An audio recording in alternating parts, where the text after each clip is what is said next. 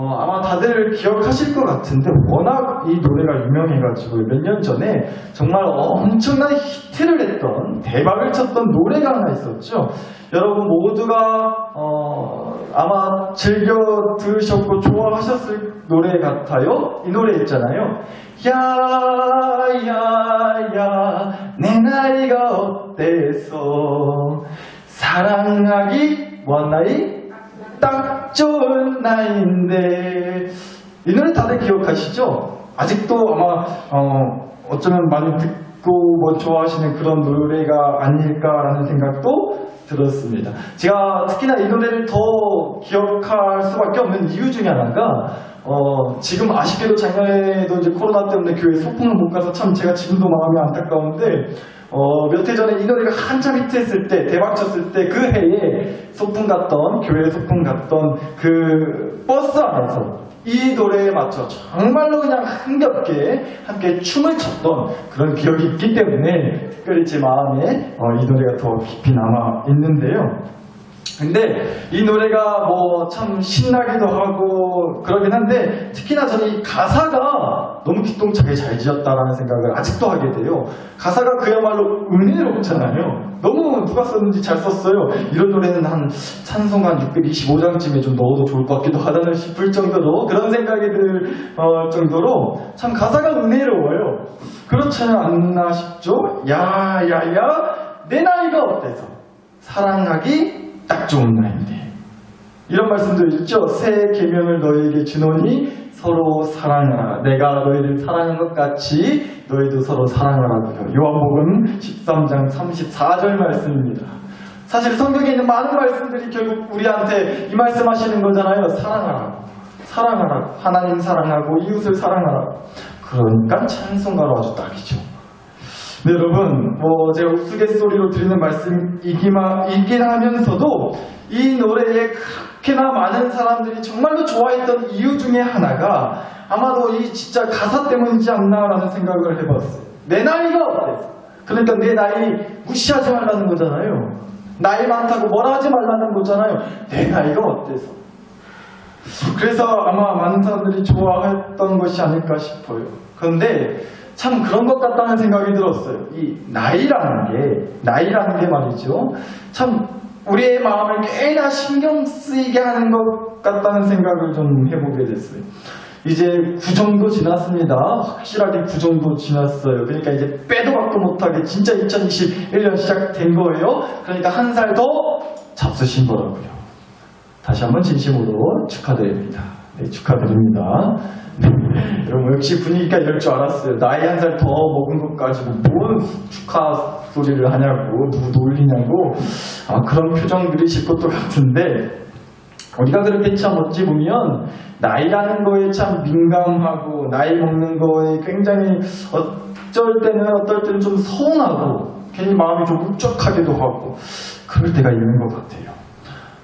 제가 며칠 전에 차를 타고 가는데 차 라디오에서 탤런트 강부자 씨 아시죠? 강부자. 네.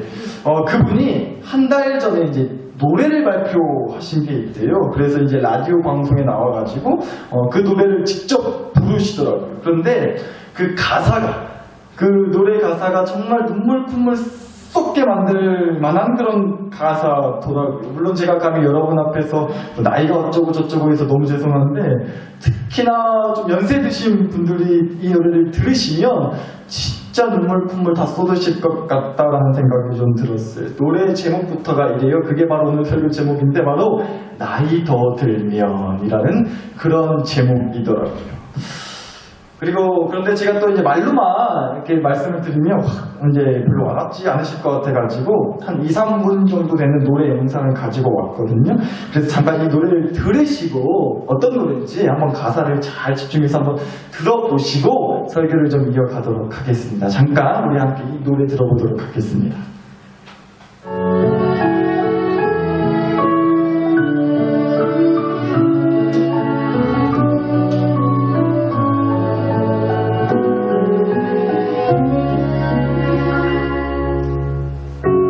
나이 더 들면 서글플 거야. 서산의 노을처럼 서글플 거야. 나이 더 들면 외로울 거야. 길 잃은 가지처럼 외로울 거야.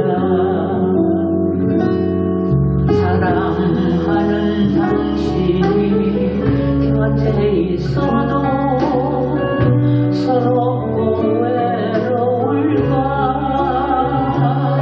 손 꼭 잡고 놓치지 않아도 길을 잃고 헤매일까. 나이 더 들면 무서울 거야. 돌아가고 싶어도 길이 없으니.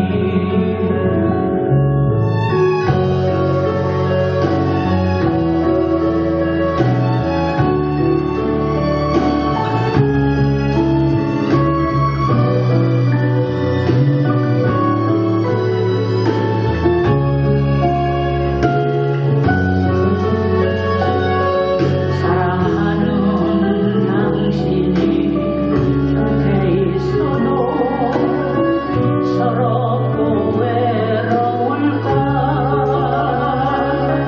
손 꼭 잡고 놓치지 않아도 길을 잃고 헤매일까. 나이 더 들면 별 수 없겠지. 하나 둘 버리고 사는 수밖에.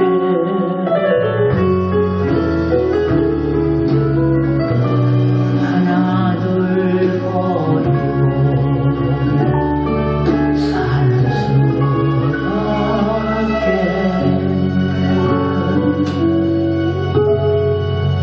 수밖에. 네, 어떻게 들으셨을지 모르겠습니다.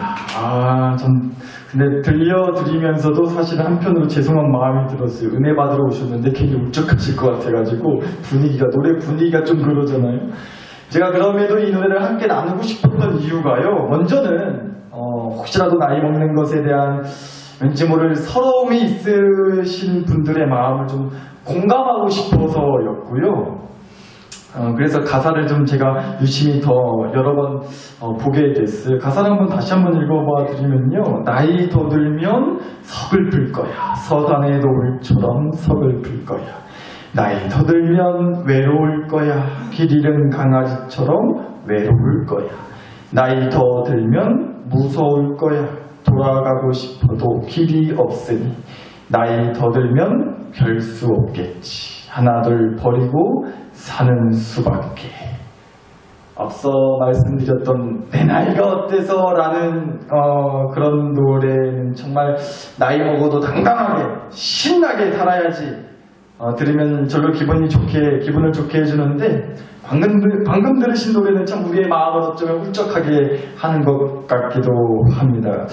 그런데 여러분, 저는 오늘 비록 찬송은 아니지만 영상으로나마 들려드렸던 그 나이 더 들면이라는 그 노래에서 일단은 먼저 여러분의 그 마음을 공감하고 싶었고요.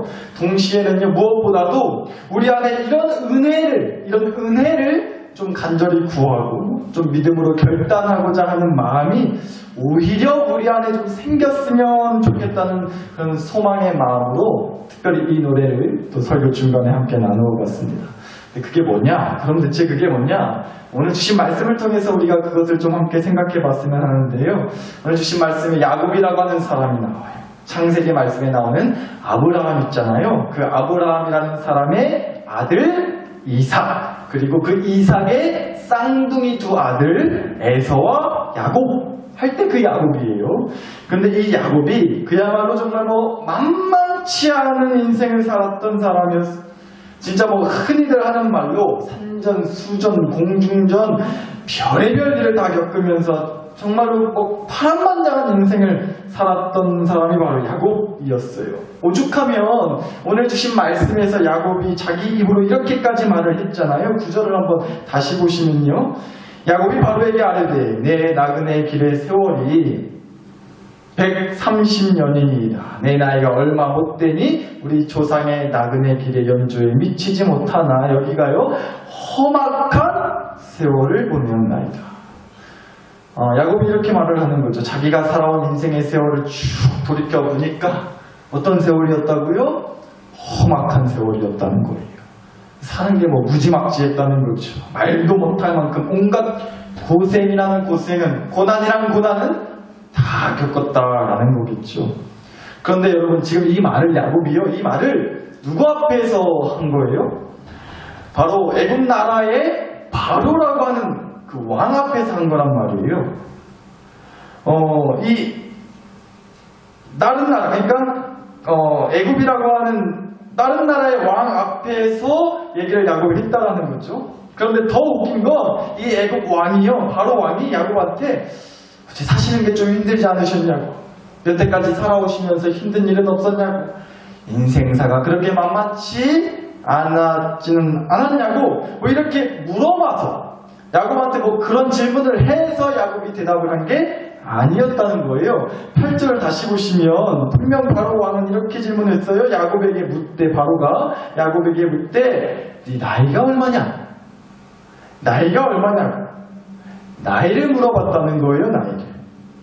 그런데 뭐 9절 다시 보셨지만 야곱이 자기 나이를 대답하기는 했어요. 130살이라고, 130을 먹었다고. 그런데 뜬금없이 이어서 덧붙여 말하기를 근데 지나온 세월이, 살아온 세월이 참말로 험악했다고, 겁나게 힘들었다고, 뭐 이런 물어보지도 않은 얘기를 덧붙였다는 거예요.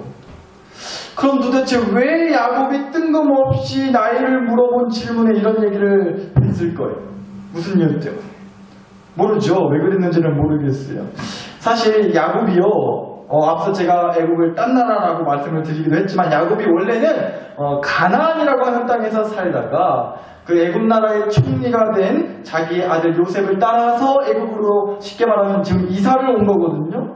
그러니까 그 이사 온 애굽 나라의 왕 앞에서 어찌 보면 왕한테 어떻게 동정표를 얻으려고, 불쌍하게 보여서 뭐라도 얻어내려고 내가 이렇게나 힘들게 살았습니다, 그러니 조금 좀 도와주시오 라고 하는 마음에서 그랬던 건지, 아니면 그냥 나이 얘기하는 것에 순간 감정이 울컥해가지고 뭐 살아온 인생 얘기를 한 것인지 어쨌는지 저쨌는지는 모르겠지만, 무슨 이유 때문에 그랬는지는 잘 모르겠지만, 여튼 우리가 이 야곱의 대답을 통해서 확실히 알 수 있는 건 야곱은 그야말로 정말 험악한 세월, 힘든 인생을 살았구나라는 것을 우리가 확실히 알 수 있다는 거죠. 그런데 정말로 그랬어요. 야곱의 인생은 정말 누구보다 험악하고 말도 안 되는 별의별 일을 다 겪은 사람이었단 말이에요. 시간을 거꾸로 돌려서 야곱의 인생을 돌아봤을 때요, 형이 아버지한테 물려받았어야 할 첫째 아들만 받을 수 있는 그 축복의 기도를 동생 야곱이 가로챘었잖아요. 그 바람에 하루아침에 이제 남도 아니고 자기 친형한테 죽임을 당할까봐 추격전을 벌이게 됐고요. 그 바람에 하루아침에 온 가족이랑 생이별을 하고서는 외삼촌네 집에 도망치듯 가서 얹혀 살게 된 적이 있었어요. 또 거기다가 언제 다시 부모님 품으로 돌아올 수 있을지도 모른 채 그렇게 눈칫밥 먹으면서, 외삼촌네 집에서요 눈칫밥 먹으면서 한 20년을 그렇게 살면서 정말 뼈 빠지게 일했단 말이에요. 또 중간에는 이런 일도 있었어요. 외삼촌네 둘째 딸이랑 눈이 맞아가지고 결혼을 하려 했단 말이에요. 그런데 쉽게 말해서 친척 남매끼리 결혼을 하려 했다는 거예요. 우리 같으면 말도 안 되는 얘기죠. 그런데 이 당시에는 친척끼리 결혼하는 게 문제될 게 아니었어요. 여튼 그렇게 외삼촌네 둘째 딸이랑 눈 맞아서 결혼을 하려 했는데 그마저도 외삼촌한테서 사기 결혼을 당해가지고 첫째 딸이랑 먼저 결혼을 하게 돼요. 물론 나중 가서는 자기가 좋아하고 반했던 그 둘째 딸이랑 결혼을 하게 됐지만, 여튼간 이런 무슨 막장 드라마에서나 볼 법한 말도 안 되는 일을 겪은 사람이었다고. 또 어떤 일도 있었죠? 하루아침에 사랑하는 아들을 잃기도 했었잖아요. 자식놈들이 이제 동생 요셉을 이제 질투해가지고 애굽이란 나라의 노예로 몰래 팔아버리고 아빠한테 와서는 그 야곱이 죽게 됐다고 거짓말을 했었잖아요. 물론 한참 지나서야 이제 애굽 나라의 총리가 된 요셉을 다시 만날 수는 있게 됐지만 뭐 이런 일이 다 있을 수 있냐고요. 제가 뭐 시간상 야곱의 인생을 하나하나 다 말씀드리지 못하고 짧게나마 후하게 말씀을 드렸지만서도 진짜 잠깐 들었지만 그야말로 어쩜 이럴 수가 있을까 싶을 정도로 이렇게나 험악한 세월을 그런 인생을 살았던 사람이 바로 야곱이었다는 거예요. 여러분 이쯤 되면 제 아무리 뭐 난다긴다 하는 믿음을 가진 사람이라 할지라도요 에이씨 하나님 어딨냐고 에이씨 하나님 어디 살아계시냐고 내 앞에 하나님이 한자만 꺼내보라고 그 인간 주둥이로 확 찢어버린다고 좀 심했나요? 근데 정말로 그렇게 아주 그냥 있는 대로 욕을 해도 하지 않았겠어요? 이 소리 안 나오겠냐고 어떻게 생겨먹은 인생이길래 이럴 수 있을까 싶어요. 우리가 사실 한 번도 보도 못한 야곱이라는 사람이 그랬다더라 라고 하니까 별로 그냥 크게 마음에 와닿지 않아서 그렇지 항상 말씀드리잖아요. 이게 내 일이라고 한번 생각해보자고요. 우리 가족 일이고 우리 자식 일이라고 한번 생각해보자니까요. 그럼 진짜 이거 하나님 아유 우리는 이보다 욕을 더하면 더했지 못하지는 않았을 것 같아요. 어떻게 참을 수가 있겠어요. 그래서 말인데요. 오늘 말씀에서 야곱이 애굽이라는 그 딴 나라 왕 앞에서 자기가 여태껏 살아온 세월이 험악하다고까지 말을 했던 건요. 어찌 보면 돌려 말해서 하나님을 욕하는 꼴이 될 수도 있었던 거예요. 왜 그렇죠? 애굽 왕은 하나님을 안 믿었거든요.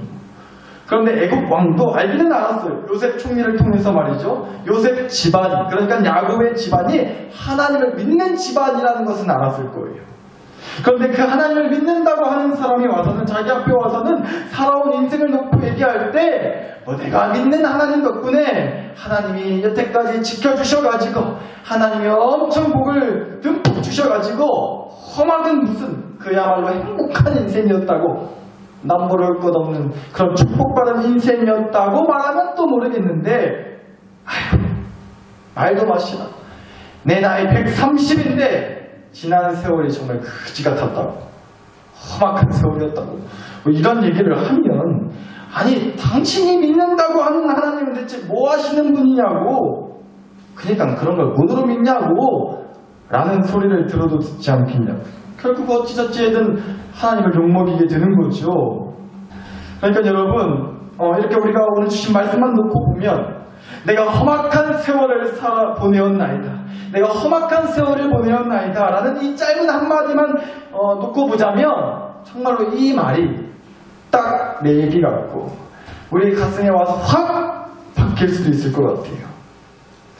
적다면 적고 또 많다면 많다고 할 수 있는 인생을 저와 여러분이 이렇게 살아가고 있는데 또 그렇게 올해도 나이 한 살을 더 먹고 앞으로도 허락되는 한 살 나이를 잡숴가실 텐데 하나님을 믿는다고 하는 우리의 입에서마저도 지난 세월을 돌아봤을 때 마찬가지로 내 인생은 참 험악했다는 말밖에 안 나온다면 특히나 하나님을 믿는다고 하는 우리마저도 그런 말밖에 나오지 않는다면 하나님에 대한 그 실망감이나 허무함이 얼마나 크겠냐고요. 아마 죽기 전에 아마 눈을 감기 전에 자식들한테 유언할 때 아마 하나님 소리는 나오지도 않을 것 같아요. 하나님에 대한 실망감이나 허무함이 너무 커서 살아온 세월을 돌이켜봤을 때. 그런데 여러분 야곱의 유언을 보니까요 야곱이 죽기 전에 자식들한테 남긴 그 유언의 말들을 좀 살펴보니까요 험악한 세월을 살았다고 말했던 야곱의 유언이 이랬다고 합니다. 오늘 주신 47장 말씀을 넘겨서 48장을 보시면 이 야곱이 나이 들어 병에 들고 곧 죽을 때가 가까웠다고 말해줘요. 그래서 자식들 손주들 불러다가 이제 유언을 하기 시작하는데요. 특별히 이 말을 합니다. 한번 그 말을 좀 봤으면 싶은데요. 창세기 48장에 있는 말씀들입니다. 그가 야곱이 요셉을 위하여 축복하여 이르되 내 조부 아브라함과 아버지 이삭이 섬기던 하나님 나의 출생으로부터 지금까지 나를 기르신 하나님 나를 모든 환난에서 건지신 여호와의 사자께서 이 아이들에게 복을 주시오며 이스라엘 야곱이 요셉에게 또 이르되 나는 죽으나 하나님이 너희와 함께 계시사 너희를 인도하여 너희 조상의 땅으로 돌아가게 하실 것이다 라는 얘기를 합니다. 이런 유언을 남긴다고요. 야곱은 자식들, 손주들 앞에서 분명히 고백한 거예요. 간증했다고요. 내가 믿는 하나님 덕분에 네 애비는 하나 험악한 세월을 살지 않았다. 하나님이 넘치게 복을 주셔가지고 그저 좋은 일만 있었고 집안 재산이고 땅이고 다 대박났고 자식들 다 출세하지 않았냐? 이런 간증을 했다는 게 아니고요. 나의 출생으로부터 지금까지 나를 길러주신 하나님이 이런저런 많은 환란이 있었지만 그 모든 환란에서 나를 건져주셨다. 그 하나님이 지금은 우리 집안이 이렇게 남의 나라 땅에 와서 얹혀 살고 있지만 나중 가서는 반드시 조상 땅으로 고향 땅인 가나안으로 돌아가게 해주실 것이다. 이 환란에서 다시 또 우리를 건져내 주실 것이다. 나는 그 하나님 덕분에 여태까지 살았다. 이 고백을, 이 간증을 유언으로 남겼다는 겁니다. 그리고 야곱이 이렇게나 자신있게 말할 수 있었던 것은요, 그저 자기 느낌이 그래서가 아니라 진짜로 하나님이 그렇게 자기를 건져주셨고 자기에게 말씀해 주셨기 때문이기도 했어요. 야곱이요, 가나안 땅에서 애굽 땅으로 이사가기 전에, 가나안에서 애굽 땅으로 이사가기 전에 하나님이 야곱에게 해주신 말씀이 하나 있었거든요. 그 말씀이 오늘 주신 말씀이 앞장인 창세기 46장에 나와요. 한번 보실까요? 46장에 있는 말씀들입니다. 그 밤에 하나님이 나타나 이르시되 야곱아 야곱아 하시는지라. 야곱이 이르되 내가 여기 있나이다 하매 하나님이 이르시되 나는 하나님이라 네 아버지의 하나님이니 애굽으로 내려가기를 두려워하지 마라. 내가 거기서 너로 큰 민족을 이루게 하리라. 내가 너와 함께 애굽으로 내려가겠고 반드시 너를 인도하여 다시 가나안 땅으로 올라올 것이다 라는 얘기를 해주셨다고요. 그러니까 결국은 이런 거죠. 남들이 보기에는 또 누구보다 자기가 보더라도 자기가 살아온 인생은 험악한 세월이었어요. 말도 못할 고생이란 고생은 다 했고요. 진짜 돌아보면 욕밖에 안 나올 정도로 험악한 세월이었던 거 맞다고요. 아니 무슨 하나님 믿는 사람이 그런 말을 하냐고. 아니요. 하나님 믿는 사람도 누구보다 험악한 세월을 살 수 있어요. 어쩌면 하나님을 믿기 때문에 유독 더 험악한 세월을 살 수도 있고요. 야곱이 그랬단 말이에요. 그런데 야곱은 이것을 분명히 말해주는 거예요. 돌아보니 내 살아온 세월을 돌아보니 내 인생에는 참 험악한 순간들이 많았다고. 그러나 그 험악한 세월을 버틸 수 있었던 것은, 그 험악한 세월을 기억고 살아낼 수 있었던 것은 때에 따라 말씀해 주시고 붙들어 주시고 이끌어 주셨던 하나님 덕분이었다. 결국 이 얘기를 하고 있는 거라고요. 죽음을 앞둔 야곱의 인생에서 나온 마지막 고백은 험악한 세월이었다가 아니라 그 험악한 세월을 하나님 덕분에 살았다라는 것이 이 야곱의 죽기 전 마지막 고백이었다는 겁니다. 사랑하는 나사로 교회 식구 여러분, 앞서 우리가 나이 더 들면이라는 제목의 노래를 함께 들었습니다. 나이 더 들면 서글플 거야. 나이 더 들면 외로울 거야. 나이 더 들면 무서울 거야. 나이 더 들면 하나 둘씩 버리고 사는 수밖에.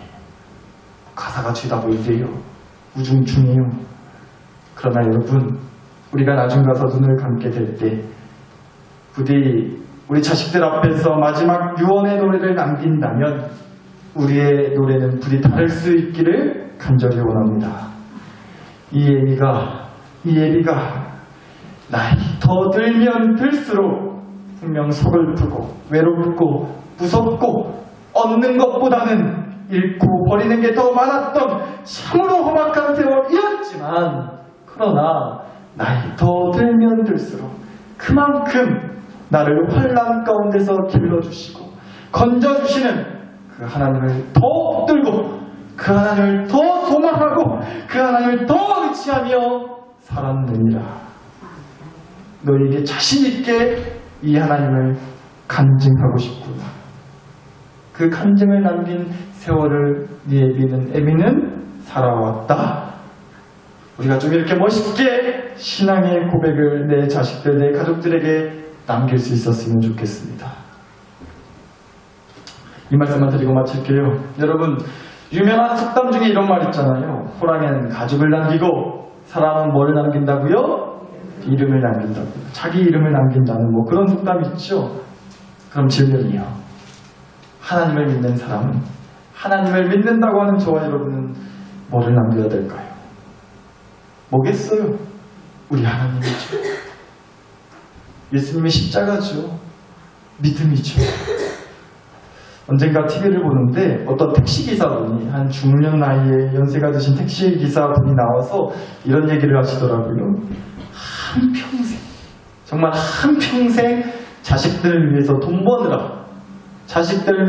버느라 정신이 없어가지고 정작 자식들을 잘 챙겨주지 못했다고. 자식들을 위해서 돈 벌었는데 돌아보니까 정작 자식들을 잘 챙겨주지 못했다고. 그게 참 미안하다고, 그게 참 내 마음에 걸린다고 그런 말을 하시대요. 여러분, 여러분의 자녀를 위해서, 여러분의 가족을 위해서 정말 그 누구보다 열심히 치열하게 사시는 줄 압니다. 그런데요, 정작 진짜 중요한 거, 아버지 되시는 하나님, 예수님의 그 십자가 은혜, 우리가 잘 챙겨주고 있는지 오늘 이 밤 함께 생각해 봤으면 좋겠습니다.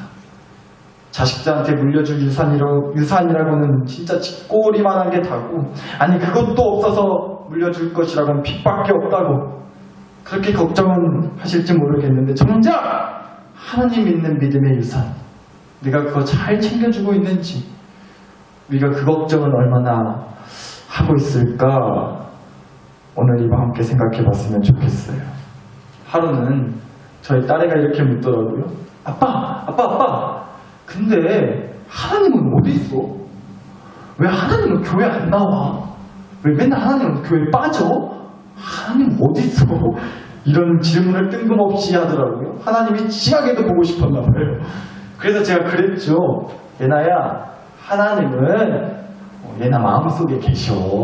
하나님은 예나 마음속에 있어. 예나랑 항상 함께 계셔. 그랬거든요. 6살짜리 먹은 애가 뭐 말했지 알아먹겠어요? 그 말을.